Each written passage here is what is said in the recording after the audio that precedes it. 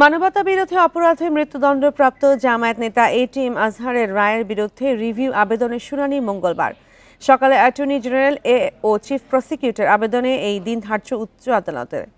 এদিকে সেদিনই ১৩ বছর ধরে কারাগারে থাকা আজহারুলের মুক্তির দাবিতে গণঅবস্থান কর্মসূচি দিয়ে রেখেছে জামায়াত।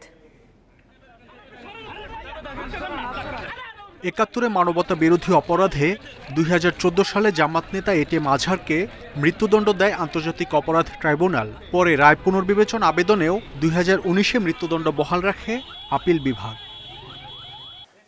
রাজনৈতিক পট পরিবর্তনে রায় পুনর্বিবেচনা চেয়ে আবারও হয় আবেদন। নানা সভা সমাবেশে তিনি মুক্তি না পেলে স্বেচ্ছায় কারাবরণের কথাও বলেন জামাত আমির। দয়া করে তাকে এখনই মুক্তি দেওয়ার ব্যবস্থা করুন।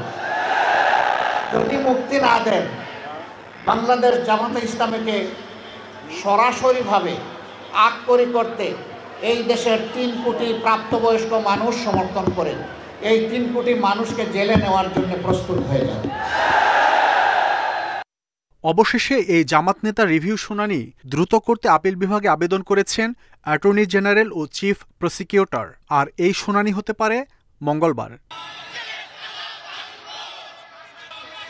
এদিকে সেদিনই ১৩ বছর ধরে কারাগারে থাকা আজহারের মুক্তির দাবিতে প্রধান উপদেষ্টার কার্যালয়ের সামনে গণ অবস্থান কর্মসূচির ঘোষণা দিয়ে রেখেছে জামাত।